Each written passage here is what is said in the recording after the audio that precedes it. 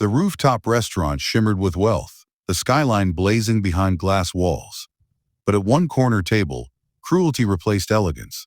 5 arrogant men circled a black billionaire CEO, their laughter loud, their words dripping with envy and hate. They mocked her skin, her success, her very right to sit among them.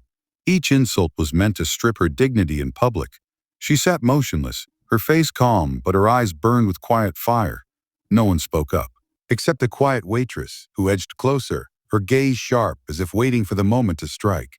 The men believed they owned the room, but they had no idea whose eyes were watching, or how fast their world was about to collapse. If every guest stared at you in silence, would you endure the humiliation or rise against it? She was a name known across the world, but here she wanted no spotlight. A black billionaire CEO, self-made through decades of sacrifice and endless work, she carried herself with quiet elegance. Her fortune had been built brick by brick, scar by scar, each success born from resilience and a refusal to break. Tonight was meant to be different. She had chosen the rooftop restaurant for peace, a rare moment away from the chaos of boardrooms and deals. The city stretched below, glowing lights reflecting off tall glass walls. Waiters in crisp uniforms moved gracefully between tables, serving the wealthy who dined in effortless luxury. At one side of the room sat 5 men, all in sharp suits, their arrogance louder than their voices. They were not whispering for long. What began as smirks and sly remarks soon spilled into open laughter. Their eyes locked on her, their jealousy sharpened by her presence. "Does money buy class?" one muttered, loud enough for nearby guests to hear. Another chuckled, adding a cruel twist. She did not flinch. She kept her back straight, her expression calm, though the sting of their words could not be missed. Her silence was not weakness, but control. Still, the weight of humiliation pressed against her. Across the room, a young waitress moved carefully between tables. To the men, she was invisible, just another servant in uniform. Yet her glances told a different story. She watched the men closely, her expression sharpened each time they sneered. Something about her presence was different, almost deliberate, as though she was waiting for a moment no one else could see. Their voices grew sharper, each word slicing with cruel intent. One leaned forward, mocking her background, questioning how someone like her could ever climb so high. Another smirked and spoke loudly enough for the entire section of the restaurant to hear. "Money can buy clothes, cars, even a seat at this table, but it will never buy respect." Laughter followed, hollow and cold. One of them stood halfway, bent into a sarcastic bow, his gesture exaggerated, dripping with mockery. The table erupted again, their laughter echoing under the crystal chandeliers. Around them, guests shifted uneasily in their seats. Some looked down at their plates, pretending not to hear. Others stole quick glances at the billionaire, then back to the men, fear and discomfort plain on their faces. No one spoke, no one dared to interrupt. At the center of it all, she sat still. Her hand trembled slightly as she lifted her glass of water, but her posture never broke. Her silence was not surrender. It was a wall of dignity against their storm of arrogance. Then, as the laughter reached its peak, a new voice cut in. The waitress had arrived, her tone polite, but her eyes burned with something sharp. She placed a glass on the table beside one of the men and said evenly, "Gentlemen, please lower your voices. You are disturbing the other guests." The men turned, their smirks widening as they locked onto her. "And who are you to tell us what to do?" One scoffed. Another leaned back with a grin. "Just a waitress." Their laughter swelled again, careless and cruel, but her gaze did not waver. She stood firm, steady, unshaken in the face of their mockery. Have you ever been underestimated because of where you stood at that moment? The men grew bolder, their voices rising above the soft music and the quiet murmur of the restaurant. Their laughter was sharp, their words venom disguised as humor. "Look at her," one said loudly, "sitting there like she owns the place. Money may fill your pockets, but it will never wash away where you came from." Another chimed in, pretending to toast, to charity cases who forget their roots. The table roared again, enjoying their own cruelty. The billionaire CEO sat still, her face unreadable. She lifted her chin slightly, every movement slow and deliberate. Her silence spoke louder than their insults. It was not weakness, it was control. She refused to let their arrogance pull her down to their level. Across the room, the waitress stood near, her tray steady in her hands. To most, she looked ordinary, but her posture betrayed something different.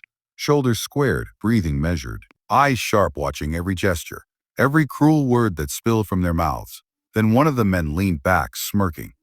He picked up a folded napkin and flicked it across the table, sending it toward the billionaire's side. It slid close to her plate, an act meant to amuse his friends. The laughter rose again, but before it could land fully, the waitress stepped forward. With a quiet precision, she intercepted it, her hands swift, her motion calm.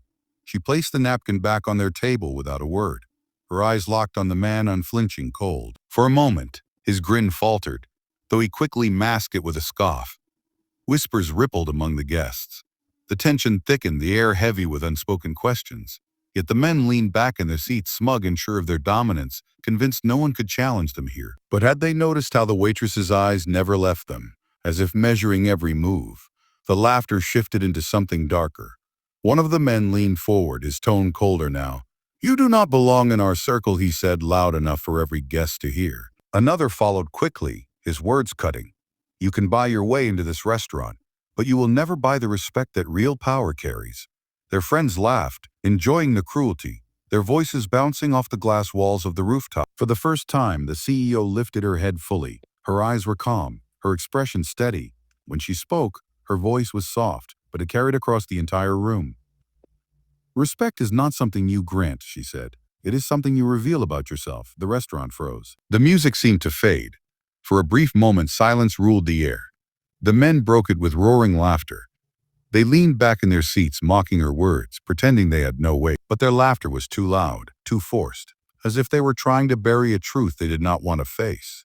Suddenly, one of them slammed his glass down on the table, the wine spilled, dark red liquid sliding toward the edge, threatening to splash across her dress. Gasps broke from the nearby tables. But before it could reach her, the waitress stepped in. With swift precision, she caught the flow with her tray, blocking it cleanly. Her movement was sharp, controlled, and carried a force that stunned the room. For a single second, her eyes blazed, cold authority flashing through the mask of an ordinary server. The man froze, his smirk faltering as he met her stare. Something in her gaze unsettled him, though he quickly looked away, pretending it meant nothing. The guests exchanged whispers again, but the tension was heavier now. The men still believed they owned the moment. Yet beneath the surface, something powerful was shifting. What if the person you mocked in public was never truly alone? The waitress placed her tray down with deliberate calm. Her voice carried no tremor, only steel. "This has gone far enough." The men burst out laughing again, their arrogance refusing to bend. One of them sneered. "And who do you think you are, little waitress? Do you believe you can tell us when to stop?" She leaned closer, her words too low for anyone else to hear. The color drained from their faces almost instantly. Their laughter died in their throats, replaced by a tight silence that rippled through the table. Guests nearby noticed the sudden shift, watching closely as the men's confidence faltered. What no one else in the room could see was the truth beneath her disguise. She was not just serving drinks.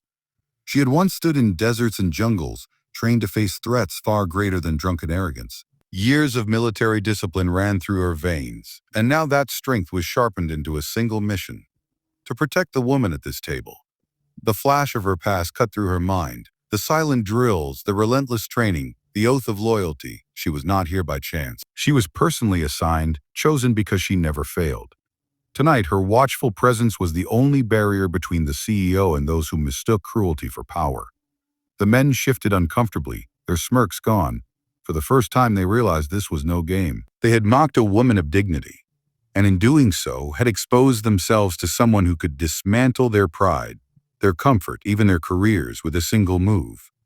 Would you still laugh if the waitress you mocked could end your career in a single call? The waitress raised her hand slightly, a signal so subtle most guests missed it. Within seconds, two plainclothes security staff stepped out from the corners of the restaurant. Their presence was calm but commanding, and in an instant the table of men was surrounded. The arrogance that had carried their laughter only moments ago began to crumble. The CEO finally lifted her gaze, her voice steady and sharp enough to cut through the silence. "You thought power is measured in laughter. True power is measured in silence, until it speaks." Her words hung heavy, and not a soul in the room dared to breathe too loudly. The men tried to protest, their voices stumbling over excuses and indignation, but their words were drowned by the rising tide of whispers around the room. Guests leaned in, exchanging glances, watching the once proud mockers shrink under the weight of exposure. Security moved with quiet precision, escorting the men toward the exit. Each step was a march of humiliation, every eye in the restaurant marking their fall. Their swagger was gone, replaced with shame they could not disguise. They had arrived with the intention to belittle, to tear down, to entertain themselves with cruelty. But now they left with heads lowered, their disgrace undeniable. The CEO had not needed anger, only dignity. The waitress had not needed force, only truth. As the doors closed behind the men, the restaurant erupted in quiet applause. It was not applause for revenge, it was for restraint, for the reminder that justice, when it arrives with dignity, is more powerful than any insult shouted in arrogance. Justice was served that night, public, undeniable, unforgettable. Calm slowly returned to the restaurant. Conversations picked up again, the tension fading into relief. The CEO turned to the waitress, her expression warm and sincere. She did not thank her as an employee, but as an equal, acknowledging the strength that had protected not just her dignity, but the dignity of the moment. The waitress smiled, her secret no longer hidden, her respect undeniable. The CEO resumed her dinner, not broken by what had happened, but stronger than before. Her presence carried more weight now, a quiet reminder of resilience and grace. Around her, the guests understood the unspoken lesson.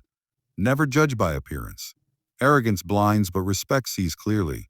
Justice was served that night, but one question remains for you. Justice was served tonight, but if you were in charge, what punishment would you have given these men?